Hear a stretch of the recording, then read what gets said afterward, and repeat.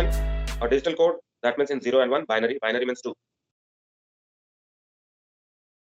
0 and 1 में होता है जिसको चिप बोलते हैं। And the transmission rate number how many zeros and ones are transmitted in 1 second, the speed rate of transmission is 1.023 mbps. M means 10 to the power 6 mega. These are multipliers to represent big numbers. छोटा में represent करने के लिए codes दे दिए। 1.023 mbps। एक chip का length हमने समझा था कि what is the length of one zero. Zero को ट्रांसमिट करने में 1 माइक्रो सेकंड लगता है, क्योंकि 1 सेकंड में 1 लाख, तो इतना को करने में 1 micro second. 10 to the power minus 6 micro is again multiplier which is 10 to the power minus 6। 1 second में so many bits being transmitted and the distance covered is speed of light is speed से 3 lakh kilometre. 3 into 10 to the power 8 metre 3 lakh kilometre. तो इतने bits 3 lakh kilometre cover करते हैं। एक bit कितना करेगा divided by 1000, so that is 293 meters what we understood। the chip length in terms of time, जितना time लगता है ट्रांसमिट करने में, that's 1 microsecond, and in 1 microsecond the distance traveled by speed of light basically is 293 meters। Now this zeros and 1 will be composed together to make one code, CA code। how many 0 and 1, how many chips required to make one CA code? 293। No, that is the length of one chip। 1023। 1023, yes, 1023 chips, that means zeros and 1 make one CA code। so एक CA code का भी length हो जाएगा। A code 1 microsecond का, तो 1000 code कितने second का? 1 मिली second. 10 to the power 6 into 1000, नहीं, तो 10 to the power minus 6 into 1000, that is 10 to the power minus 3। 10 to the power minus 3 को क्या हम बोलते हैं? मल्टीप्लायर नेम क्या है? 1 by 1000 माइक्रो। है, that is 10 to the power minus 6 को माइक्रो बोलते हैं। वो एक चिप है। ऐसे 1000 को करेंगे तो 10 to the power minus 3 हो गया ना। 10 to the power minus 6 into 10 to the power 3, तो 3 कट गए या नहीं?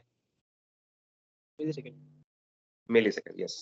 so one CA code is of 1 millisecond, or distance traveled by these many zeros and 1, again 293 multiplied by 1023, that's roughly 300 kilometers, 299 point something kilometers। Her satellite का code अलग होता है। each satellite is transmitting separate kind of code, और receiver के memory में भी वो code पहले से डला हुआ है। जब आपके पास आती है मोबाइल, उसमें जो जीपीएस का चिप है उसमें सबका कोड डला हुआ है पहले से। तो when it is being received, it is understanding की है किस सैटेलाइट का कोड आ रहा है। तो satellites can be identified using this code. एक बार जब सिंक्रोनाइज हो जाती है जीपीएस सैटेलाइट से, उसके बाद इसी सीए कोड को यूज करके डिस्टेंस निकालते हैं, रेंज कितना है। आगे देखेंगे कि कैसे निकालते हैं। बहुत सिंपल है। Basically distance is equal to speed into time. Code को सैटेलाइट से रिसीवर तक आने में कितना टाइम लगा, that multiplied with the speed. बताया था शायद कि 60 किलोमीटर की स्पीड से चल रहे हैं, आधे घंटे चले तो कितना दूर गए, आप ही ने बताया था 30 किलोमीटर। 60 into half. 2 घंटे चले तो कितना दूर गया, 60 into 2 speed into time। so the same way speed, I mean distance of the satellite is also calculated। जो कोड यहाँ से चलती है एक टाइम पे, दूसरे टाइम पे यहाँ पहुंचती है, तो इसे हम रेंजिंग करते हैं। so this code is used for finding out the range of the satellites by the receiver। the CA code is a pseudo random code, it is known as pseudo random code। on the similar lines there is another code, P code, precision code। CA code was used by the civilians, as you know। what is that service known as? What the civilians use? The positioning service is known as, that service is known as, क्या late हो गए आप लोग? Single साहब और 1 2 3 1 2, yes, SPS। okay, सारे लोग आ गए। SPS, standard positioning service। now the GPS is transmitting other kind of satellites also, something called P code, precision code, which is encrypted code। that means if I want to use it, I need to decrypt it। for that I need a password which we don't have। तो उसी L1 पे आ तो रहा है, मैं भी receive कर रहा हूं, लेकिन मैं उसका यूज नहीं कर सकता because I don't have the code, I don't have the receiver for that। this P code also is similar, again transmitted over two frequencies, L1 and L2 both। अब देखिए जो हमने बात किया था कि what is the data transmitted, तो L1 पे CA code, P code and navigation message, L2 पे क्या, P code and navigation message। so this P code is transmitted over L1 and L2 both, again using same method of phase modulation। तो ये introduction था codes का। they are transmitting two kinds of code, two kinds of pseudo random codes which are transmitted as digital signal in 0 and 1. हमने SPS और PPS भी देख लिया, दोनों कोड से अलग-अलग कोड से अलग-अलग सर्विस मिलती है। CA कोड से SPS and CA code plus P code दोनों को मिला करके PPS. SPS is used by the civilians, PPS is used by the defense services. हमने फ्रीक्वेंसीज के बारे में देखा था। जो सैटेलाइट ट्रांसमिट करती है उसमें दोनों pseudo random code CA and P code and then satellite orbital information जो कि नेविगेशन मैसेज, और सब ये फेज मॉड्यूलेटेड होता है ओवर L1 एंड L2. दो L बैंड के फ्रीक्वेंसीज पे ट्रांसमिशन हो रही है व्हिच यू नो हमने कल बात किया था. So these are the carrier frequency. These two are the carrier frequency. Over this will be the data which is transmitted, the pseudo random codes and the navigation message.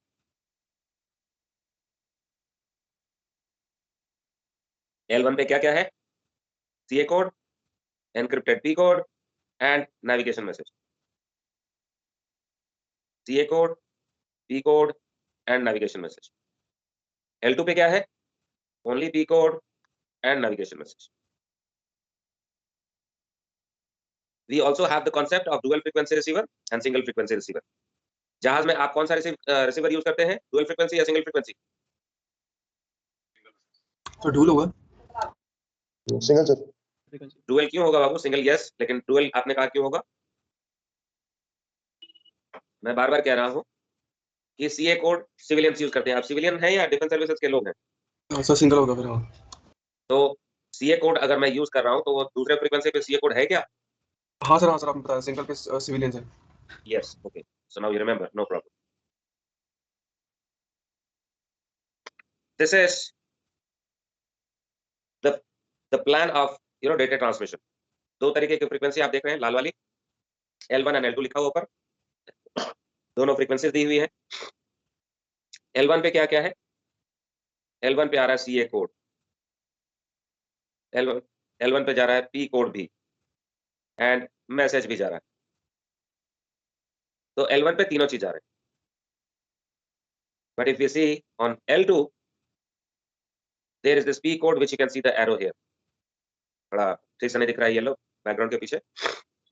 So that is L2 के ऊपर P code है and navigation message. So these are the two things used for transmitted over L2. बाकी और भी सारी चीजें transmission होती हैं. L2 के बाद L3, L4, L5 भी है. But we are not talking about that. We are discarding them, omitting them. So this is the data plan जो हम CA कोड की कल बात कर रहे थे. Quickly read over this slide and see everything is understood now.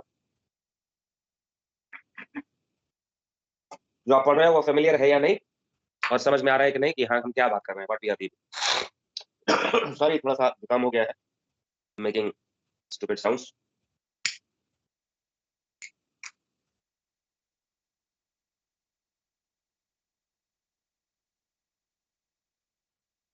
मामला clear है जो स्क्रीन पे देख रहे हो?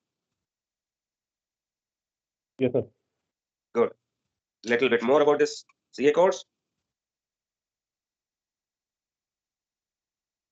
इस पार्ट को हम थोड़ा सा और एक्सप्लेन करेंगे बाद में, बट आपको बेसिकली ये समझना है कि टाइमिंग एंड रेंजिंग करते हैं इससे. CA कोड से हम रेंज निकालते हैं सैटेलाइट का. सर इससे फिर दोनों चीजें निकलेंगी ना, टाइम और रेंज, क्योंकि हमने पहले डिस्कस किया था कि रेंज निकलेगी बस. हाँ, टाइम से ही रेंज निकलेगा ना. ये बेसिकली टाइम करने के लिए होता है. इससे हम टाइम ही पता करते हैं कि कितनी देर सिग्नल को लगी है सैटेलाइट से रिसीवर तक पहुंचने में. तो this is the main achievement or objective of this CA code, to find out the time of travel of the wave, I mean code from the satellite to the receiver. कितने देर में आया. नहीं तो मुझको क्या मालूम कि आप मेरे दरवाजे पे पहुंच गए, मुझको क्या मालूम कब चले थे. तो CA कोड में कुछ ऐसा होता है कि आपके चलने का समय और आपके पहुंचने का समय मुझको दोनों पता हो जाता है. तो मैं निकाल लेता हूं कि आपको टाइम कितना लगा.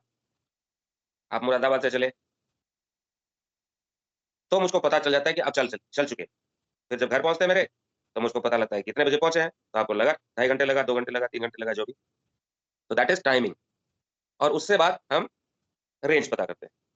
P code, in the similar fashion to C A code, this is also 0 and 1, binary code ही है। This code is transmitted over L1 and L2 both, जो अभी देखा हमने भी। यहाँ पे rate of transmission is faster, 10 times faster. जो 1.023 था, अब ये 10.23 हो गया, 10 टाइम्स। दैट मीन्स जो 1 सेकंड में 10 to the power 6 bits transmit हो रहे थे, अब 10 टाइम्स हो गए या नहीं? अगर फास्टर रेट हो गया मतलब ज्यादा हो गया उसके भीतर। तो पहले जो एक का चिप का डिस्टेंस था 293 मीटर्स, अब इसमें 10 जीरो आ गए। अगर 10 0 and 1 आ गए, तो 1/10 हो जाएगा कि नहीं उसका distance and time? Yes sir, समझ में आया मैंने क्या कहा? यस सर, स्पीड 10 गुना बढ़ी है। Yes sir. तो स्पीड बढ़ गई, टाइम उतना ही है, 1 सेकंड का ही टाइम। 1 सेकंड में ज्यादा अब हो रहा है, तो एक के लिए एक बिट को कम टाइम लगेगा और कम डिस्टेंस होगा, जल्दी जल्दी हो रहा है। यस सर, तो वो था 1 माइक्रो सेकंड चिप का लेंथ इन सीए कोड। अब 1/10 कर देंगे तो 0.1 होगा या नहीं? 1 microsecond divided by 10, so 0.1 microsecond. CA code 293 metre था डिस्टेंस के टर्म में, तो उसका 1/10 हो गया, 29.3 हो गया। तो यहां तक तो कंपैरिजन हो गई। अब रही नेक्स्ट कि कोड का लेंथ कितना होगा। सीए कोड कितने लेंथ का था? 1 मिली सेकंड। 1 सेकंड का 1000वां भाग वाज द कोड। अब वहां और पी कोड का कोई कंपैरिजन नहीं, क्योंकि पी कोड एक बार चलना शुरू होता है तो रुकता ही नहीं है for 267 days. This CA code keeps on repeating, मतलब कंटिन्यूइंग कंटिन्यूइंग कंटिन्यू, इसका रिपीट होता ही नहीं है फॉर 267 डेज। इसमें कोई पैटर्न नहीं होता जिसको पकड़ा जा सके आसानी से। सो एक बार 0 and 1 स्टार्ट हुई तो वो कंटिन्यू करता जाता है for 267 days. For these many days, if you are transmitting at 10.23 Mbps, her second में 10.23 मेगा 10 to the power 6 इतने बिट्स ट्रांसमिट कर रहे हैं, तो 267 डेज में डेटा कितनी हो जाएगी? I am not asking number, I am just asking you to assess the volume. Will it be too much और नॉट? बहुत ज्यादा सर। एक छोटा सा मूवी देखते हैं तो 4 GB 5 GB हो जाता है 2 घंटे का। तो यहाँ पे 267 days continuously being transmitted at the rate of 10.23 Mbps. That is too much. So the volume of the data will become too much. So what is done? The master control station does not send the whole of the code. 267 दिन का code एक बार में नहीं भेजता होगा. It will transmit, upload to the satellites only 7 days piece of code. जो पूरा 67 days जो है, 267 days जो है, उसका 7 दिन का कोड वो ऊपर भेज देता है, उसको अपलोड कर देता है सैटेलाइट्स को। Now this code is also encrypted. तो इस 7 दिन के कोड के लिए एक पासवर्ड या पास की that is required to break it, to read it, and to use it. So this is circulated amongst the defense users. तो पी कोड को यूज कर पाते। फिर जब ये खत्म होने वाली होती है, when it is just about finishing here, तो अगले 7 दिन का कोड फिर से भेज देते हैं, उसका नया पासवर्ड। फिर जब वो खत्म होने लगती है, तो अगले 7 दिन का कोड फिर से भेज देते हैं। So like this it continues on. The MCS is uploading only 7 days piece of code in one go, and for this 7 days piece of code there is a password which is circulated amongst the users. Only they can use it.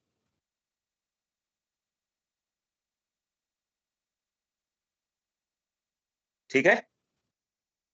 Are we getting the story?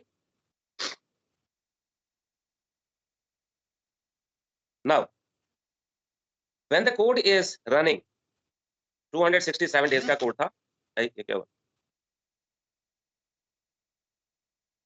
267 days का, हाँ जी क्या हुआ बोलो? Somebody was saying something? Okay. This is 267 days code.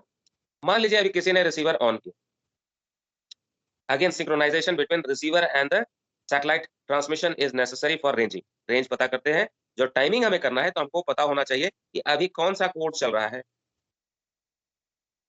What code is running right now?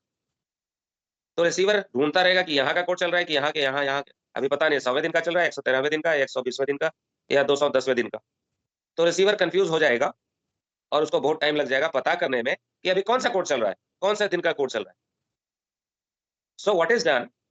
Every 6 seconds, there is also an information of the start time of the code. कि ये code कब शुरू हुई थी, उसका information is transmitted every 6 seconds. So that the receiver can easily find out कि अच्छा अभी यहाँ का कोड चल रहा है. Let us say you want to know my age.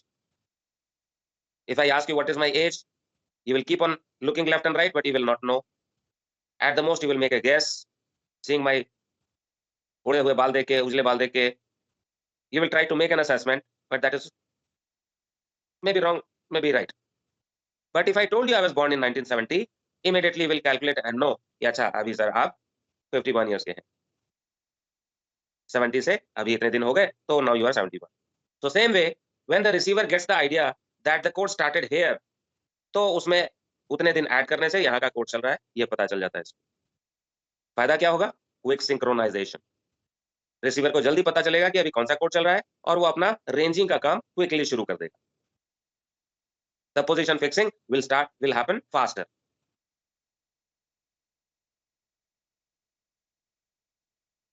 So what you're seeing on the screen is the 7 days bit of code transmitted in one shot, and every 6 seconds the start time of the code is also included in the transmission to make the receiver synchronize with the code in a faster manner, quickly.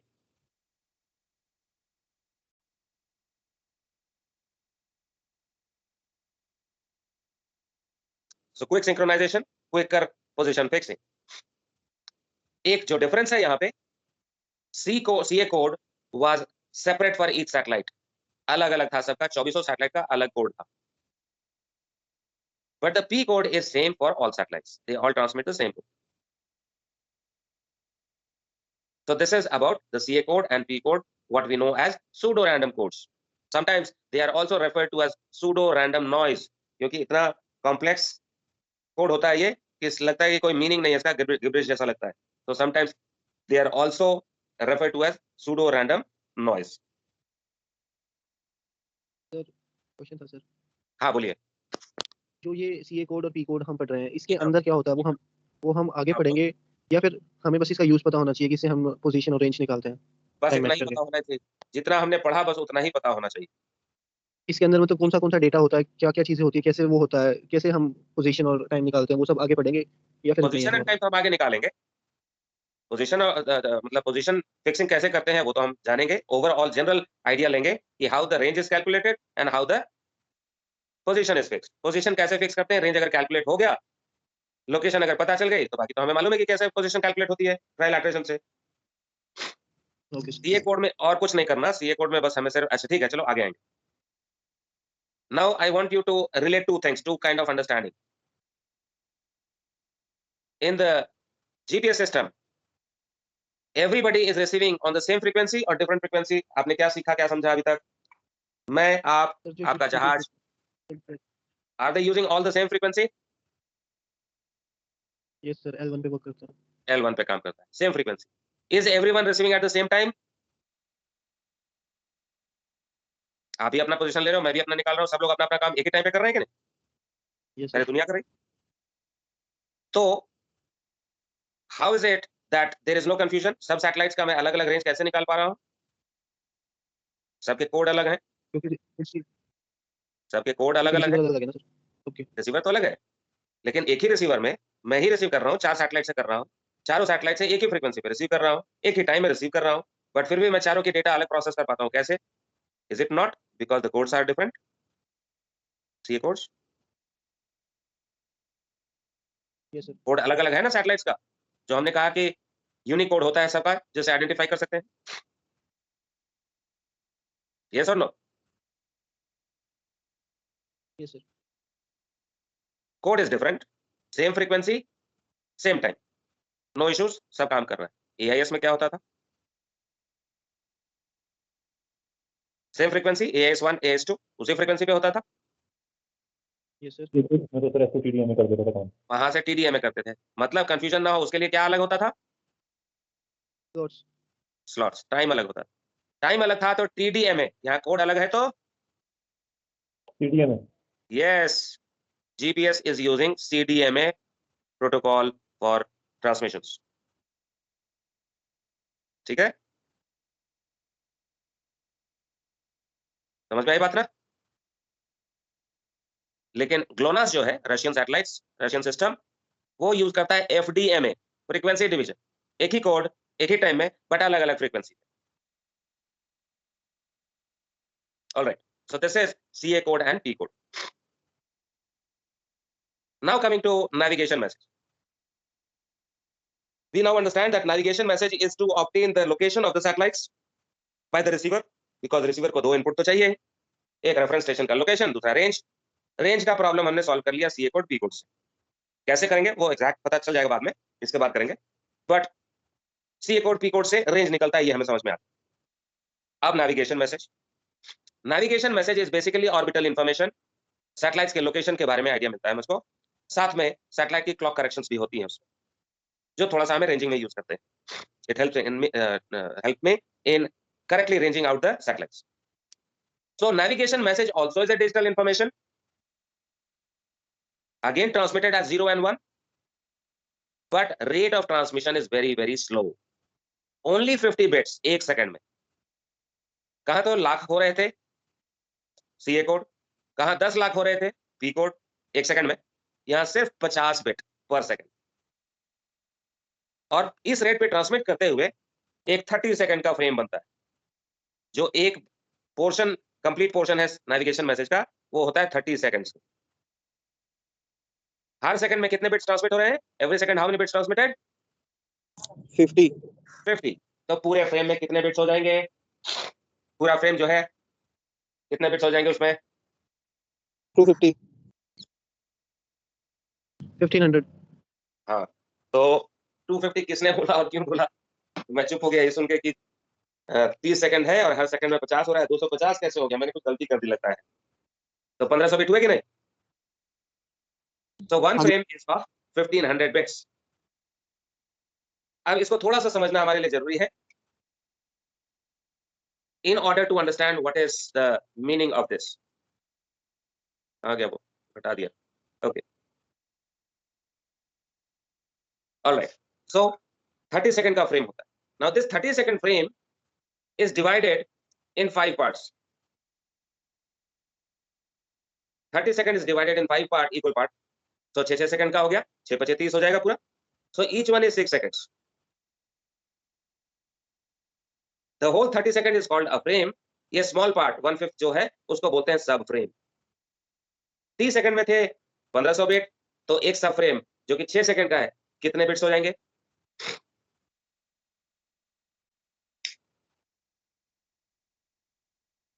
छह second कितने bits का होगा सब frame?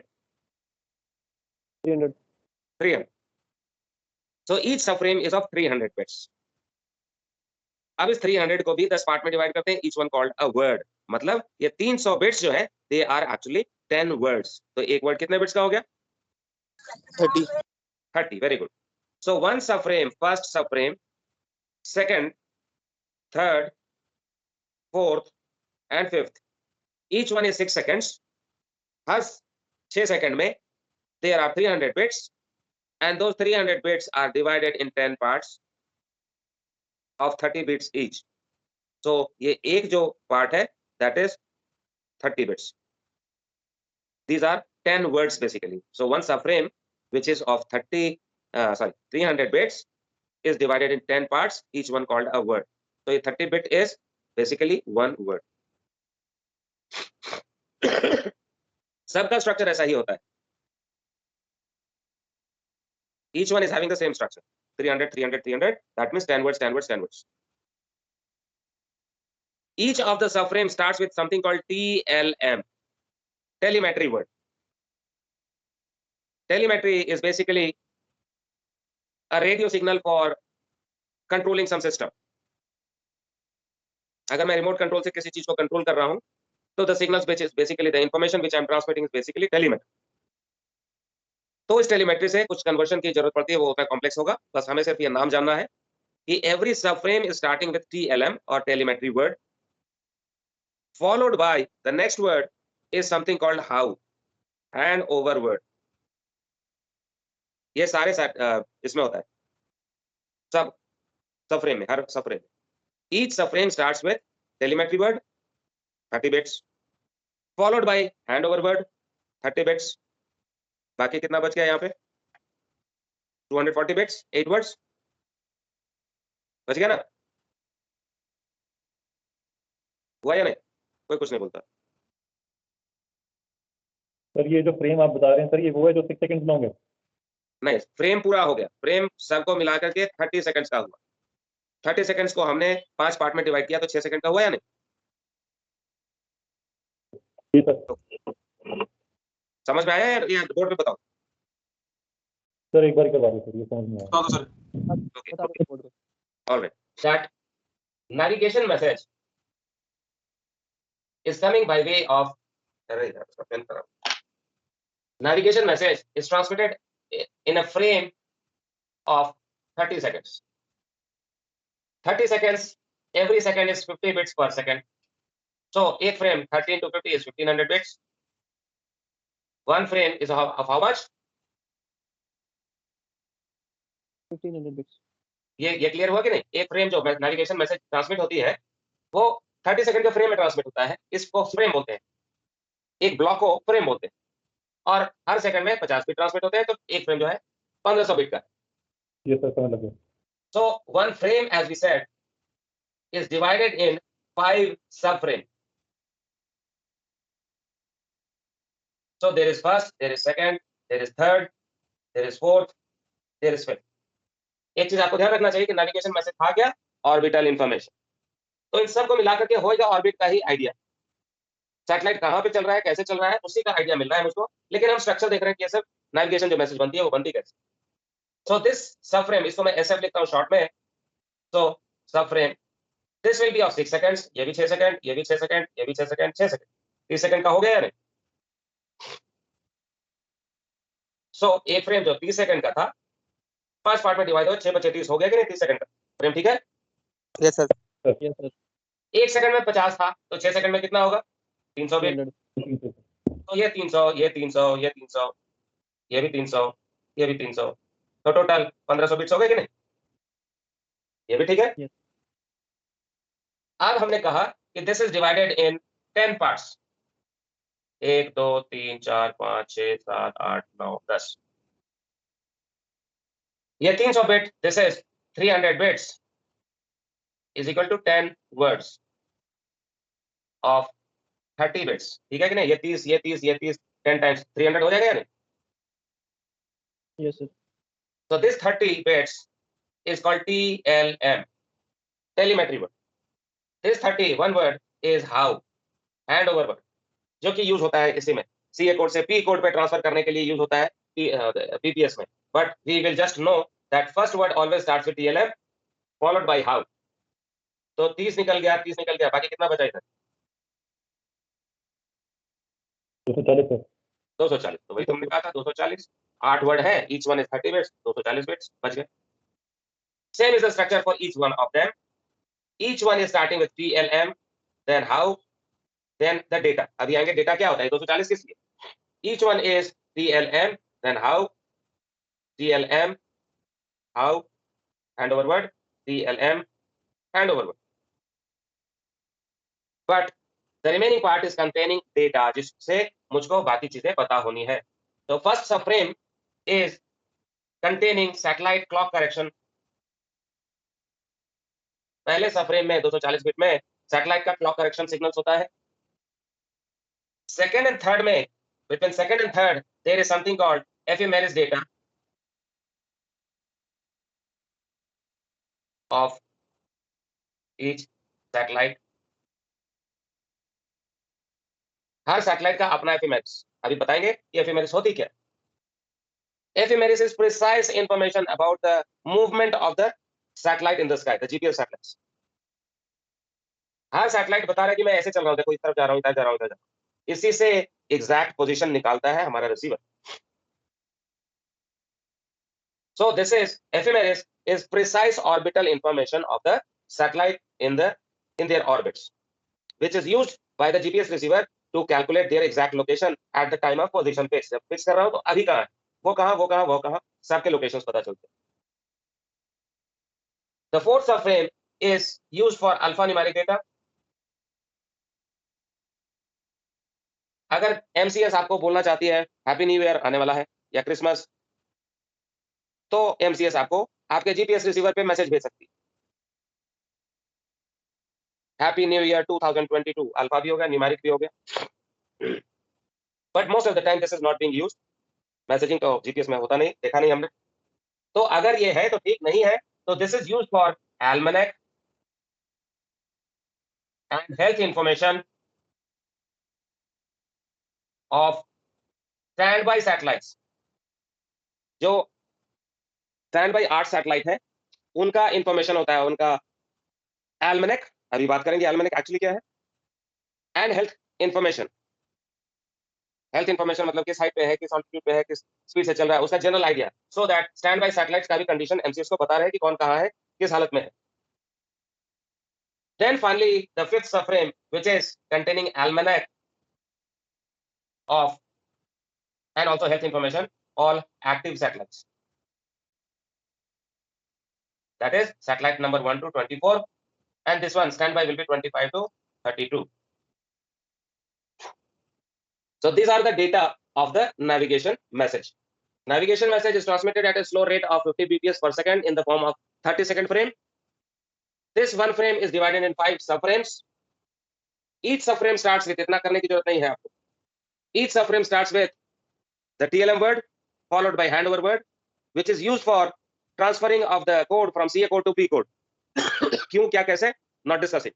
How handover word is used to transfer the ranging from CA code to P code. That will be used by the PPS, of course. Then the first subframe is containing satellite clock correction.